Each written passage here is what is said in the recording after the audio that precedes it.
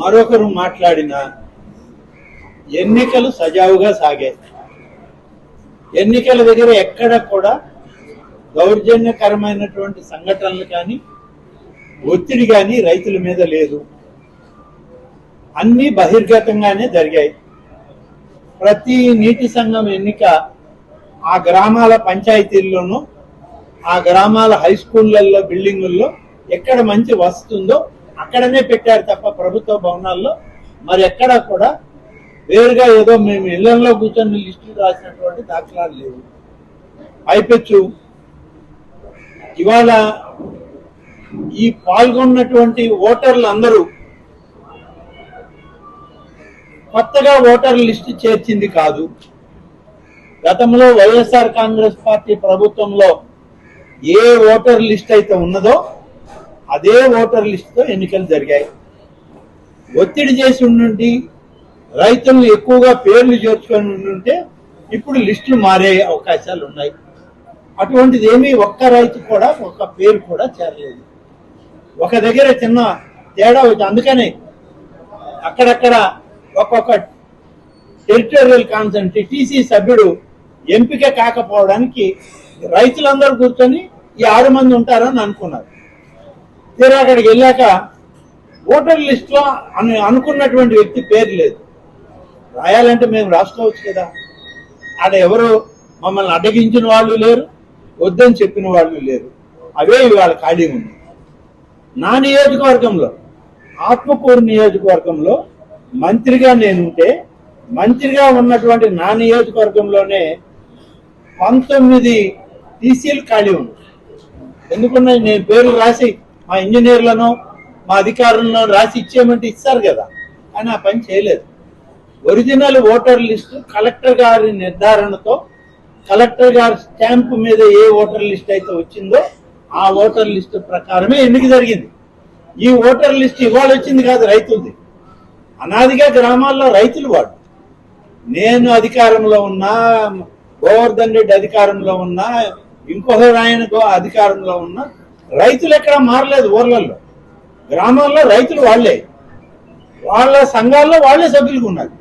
ఇవాళ వాళ్ళ సంఘాల్లో ఏదైనా మార్పులు చేర్పులు చేసి రైతుల మీద మేము ఒత్తిడి చేసి దౌర్జన్యం చేసి మా అధికారుల్ని ఎన్నిక జరపనీయకుండా చేస్తే మమ్మల్ని తప్పుపట్టాలి. మరి ఆ పరిస్థితి లేదు.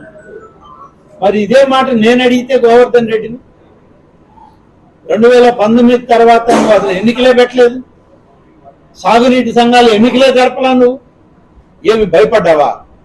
ఆ రోజు ఆ సంఘాల్లో ఉన్న రైతులందరూ తెలుగుదేశం వాళ్ళు ఎన్నికలు పెడితే ఈ సంఘాలు ఒక్కటి కూడా మాకు రావు, కాబట్టి నేను ఎన్నికే పెట్టనని చెప్పి నిర్ణయం తీసుకున్నారా మీరు? ఆనాడు మీ ముఖ్యమంత్రి మీరు చేసిన కార్యక్రమం అదేనా? రైతులు ఒక సంఘంగా ఏర్పడి సాగునీటి వ్యవస్థని ప్రక్షాళన చేసుకుని సక్రమంగా నీటిపారుదల వ్యవస్థని వాళ్ళు చేసుకోవడానికి ముందుకొస్తే ఆ ఎన్నికలు మీరు పెట్టలా. రైతులతో కలిసి ప్రయాణం చేసే ధైర్యం మీకు లేదు, మీ పార్టీకి లేదు. కాబట్టి మీరు 5 సంవత్సరాలు సాగునీటి ఎన్నికలకి తిలోదకాలు ఇచ్చారు. ఆనాడు ఉన్నటువంటి రైతులే ఈనాడు కూడా. ఒక్క రైతు పేరు ఎక్కడా మార్చలేదు, పెంచలేదు. మరి మీకు ఎందుకు భయం? ఆనాడు మీరు అన్నారు కదా 151 సీట్లు వచ్చాయని, ఒక్క పార్టీకే వచ్చాయని. మరి మీరు ఎందుకు ఎన్నికలు పెట్టుకోలేకపోయారు రైతులతో? రైతుల పట్ల మీకు చిత్తశుద్ధి లేదు, మీకు ప్రాజెక్టులు చేయాలని కోరిక లేదు. పోలవరం ప్రాజెక్టు బాగా జరుగుతున్న దాన్ని నిర్వీర్యం చేశారు. మేము తీసుకొచ్చి మేము కట్టినటువంటి ప్రాజెక్టులు బ్యారేజీలు 10% ఉంటే 5% ప్రారంభించి పేర్లు వేసుకొని దాన్ని ప్రారంభించేసిపోయారు నెల్లూరులోనే. కనీసం మీకు విజ్ఞత ఉండాలి మాట్లాడడానికి. నెల్లూరు బ్యారేజ్ ఎవరు తెచ్చారు? ఆనాడు ఎమ్మెల్యేగా ఉన్నటువంటి వివేకానంద రెడ్డి శ్రమపడి ఆనాడు ఉన్నటువంటి ప్రభుత్వం మీద ఒత్తిడి తెచ్చి 120 సంవత్సరాలు అయిపోయిన బ్యారేజ్ ఏ రోజైనా ప్రమాదం జరగద్ది, నెల్లూరు డెల్టా నష్టపోద్ది అని చెప్పి నాడున్నటువంటి కాంగ్రెస్ ప్రభుత్వాన్ని ఒప్పించి బ్యారేజ్ మంజూరు చేయించారు. అలాగే సంగం బ్యారేజ్, అది కూడా అలాగే జరిగింది.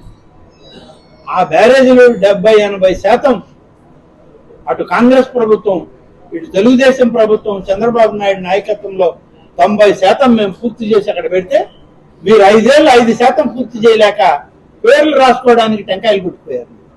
ఇది మీ వ్యవహారం. పోలవరం సర్వనాశనం చేశారు. సోమశిల ప్రాజెక్టు మీ పాపమే కదా ఇవాళ మేము మోస్తున్నాం. సోమశిల ప్రాజెక్టు ఎవరి పాపం? మీ వైసీపీ పాపమే, మీ జగన్మోహన్ రెడ్డి పాపమే మేము మోస్తున్నాం. ఈ గోవర్ధన్ రెడ్డి పాపమే నేను మోస్తున్నా ఇవాళ. కాదా చెప్పండి? సోమశిల ప్రాజెక్టు ఎందుకు దెబ్బతిన్నది? గేట్లు ఎందుకు కొట్టుకుపోయాయి? అక్కడ ఉన్న సోమేశ్వర ఆలయం ఎందుకు కొట్టుకుపోయింది? మీరేం చేశారు? పైనున్న అన్నమయ్య ప్రాజెక్టుకి 7 కోట్ల రూపాయలు ఇచ్చి గేట్లు ఓపెన్ చేయడానికి గ్రీసుకు కావాలని అడిగితే మీరు 7 రూపాయలు ఇవ్వాల. కడప జిల్లా, ఆనాడు ఉన్నటువంటి ముఖ్యమంత్రిది కడప జిల్లా. అన్నమయ్య ప్రాజెక్టు తీరా కొట్టుకుపోయిన తర్వాత కనీసం చూడని పోలే మీరు. మీకు ఇంకా విజ్ఞత ఎక్కడుంది రైతుల గురించి, ఇరిగేషన్ ప్రాజెక్టుల గురించి మాట్లాడడానికి? మేము వచ్చాం అధికారంలోకి. అధికారంలోకి వచ్చిన వెంటనే ముఖ్యమంత్రి గారిని కోరితే 3 మాసాల్లోనే ప్రత్యేక పరిశీలన కింద అక్కడికి వచ్చాడు, చూశాడు, పనులు చేయమని ఆదేశించాడు అధికారులకు, పనులు ప్రారంభించాడు. అదే పనులు కాదు, 10 సంవత్సరాల క్రితం మీరు నిలిపేసినటువంటి సోమశిల హై లెవెల్ కెనాల్ మా నియోజకవర్గంలో ఒక మండలానికి రైతుల భవిష్యత్తుకి త్రాగునీటి వ్యవస్థకి ఇచ్చేటువంటి హై లెవెల్ కెనాల్, దాన్ని మీరు నిలిపేశాడు. 1 రూపాయి ఇవ్వాలా మీరు? ఇవాళ మేము ముఖ్యమంత్రి గారితో సోమశిలకు వచ్చినప్పుడు చెప్తే స్వయంగా కాలువ పరిశీలన చేసి అంటే ఈ ఎన్నికలు మీరు ఎందుకు జరిపినట్టు? మీరు నేరుగా నామినేట్ చేసుకుని ఉంటే పోయిండేది. మేము ప్రజాస్వామ్యబద్ధంగా ఎన్నికలు జరుపుతున్నామని చెప్పి ఇంత నియంత్రణత్వంగా, ఇంత బెదిరింపు ధోరణిలో ఎన్నికలు జరిపితే దీనిని ఏమనుకుంటారు అనేటువంటిది ఒకసారి ఆలోచన చేయాల్సినటువంటి పరిస్థితి. అదేవిధంగా సర్వేపల్లి నియోజకవర్గానికి సంబంధించి వెంకటాచలం మండలంలో కస్మూరు గ్రామంలో నామినేషన్ వేయడానికి అక్కడికి వస్తే సిఐ వెళ్ళి ఆ పేరుతో సహా ఈ పేరున్నటువంటి వ్యక్తి ఎవరో అని అడిగి, నేను సార్ అంటే జీబెక్ ఏమి అంటే నీ మీద కేసులు ఉన్నాయి, నీ మీద ఫిర్యాదులు ఉన్నాయని చెప్పి ఎవడైతే నామినేషన్ వేయడానికి సిద్ధపడి అక్కడికి వస్తాడో, మేము పార్టీకి సంబంధించినటువంటి బహిష్కరించాం కాబట్టి మేము ఎక్కడ జోక్యం చేసుకోలేదు. ఏ అధికారి కూడా ఫోన్ చేసి ఏమయ్యా మీరు ఎందుకు చేశారని అడగలేదు. కానీ ఎవడన్నా ఒక రైతు అనేటువంటి వాడు అక్కడికి వెళ్ళి నేను పోటీ చేస్తానంటే పార్టీలకు అతీతంగా, ఇది పార్టీలకు అతీతంగా జరిగేటువంటి ఎన్నికలు. అందుకని వైఎస్ఆర్ కాంగ్రెస్ పార్టీ బహిష్కరించిన తర్వాత ఇటు అధికారులతో మాట్లాడలేదు, ఇటు పోలీసులతో మాట్లాడలేదు. కానీ ఎవరన్నా రైతు అనేటువంటి వాడు వెళ్ళి మేము పోటీ చేస్తాను అని అంటే వాడిని జీబెక్కిచ్చి బలవంతంగా తీసుకెళ్ళి కొన్ని దగ్గరలో అయితే కందలపాడు గ్రామంలో నవ్వు వచ్చింది నాకు. కూర్చోబెట్టారంట, నామినేషన్ కోసం వచ్చామంటే కూర్చోమన్నారంట. కూర్చున్నారంట. కూర్చున్న తర్వాత 11 గంటలకు సీఏ వచ్చాయంట. ఏమి ఏడు కూర్చున్నారని, నామినేషన్ వేయడానికి వచ్చి ఇంకేమో నామినేషన్ టైం అయిపోయింది పాండి అని చెప్పి వాళ్ళని బయటికి తరిమేశాడు. అంటే ఎంత విడ్డూరమైనటువంటి పనులు. చివరికి సరే ఇవన్నీ జరిగాయి. బోగోలుకు సంబంధించి ఆ మండల కన్వీనర్గా ఉన్నాడు రఘు అని చెప్పి అతను కోర్టుకు వెళ్ళాడు.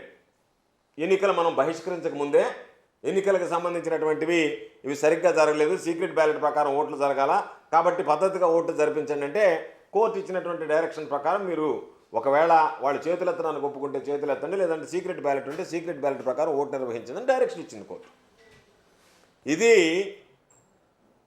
12వ తేదీ సాయంత్రము ఆర్డర్ తెచ్చుకుంటే వాళ్ళు 13వ తేదీ వాళ్ళని తీసుకొని వెళ్ళి మీరు డబ్బులు పంచుతున్నారు ఓటర్లకి అని చెప్పి ఇంట్లో నిద్రపోతున్నటువంటి వాళ్ళు ఎక్కించుకుని పాపం ఆ పోటీ చేసేటువంటి అభ్యర్థి ఎవరైతే ఉన్నాడో కొండయ్యానని, అయ్యా మేము పార్టీ బహిష్కరించింది, మేము పోటీ చేయటం లేదు మొర్రో అన్నా కూడా లేదు మీరు కోర్టుకు పోయారు కాబట్టి మీరు డబ్బులు పంచుతున్నారని మాకు ఫిర్యాదు వచ్చిందని చెప్పి తీసుకెళ్ళి పోలీస్ స్టేషన్లో అర్ధరాత్రికి తీసుకెళ్ళి పోలీస్ స్టేషన్లో నిర్బంధించారు. అంటే ఎంత దారుణమైనటువంటి పరిస్థితులు. దీనికి పాపం చంద్రబాబు నాయుడు మాత్రం కూటమికి కూడా మినహాయింపు ఇవ్వలే.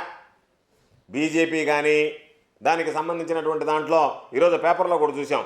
బీజేపీకి సంబంధించి విజయనగరం జిల్లాలో మోహన్ రావు అనేటువంటి వ్యక్తి ఎల్కోట మండలంలో ఆ అధికారి డిఈ కాళ్ళు పట్టుకున్నా సరే ఇరిగేషన్ అధికారిని లేదు కుదిరేది లేదు నీకు ఇచ్చేది లేదని చెప్పి తెలుగుదేశం పార్టీకి సంబంధించినటువంటి వ్యక్తులు కుర్చీలతో దాడి చేసి అతని మీద ఈరోజు ఆ ఒక్కటి ఇచ్చినటువంటిది లాక్కున్నారు.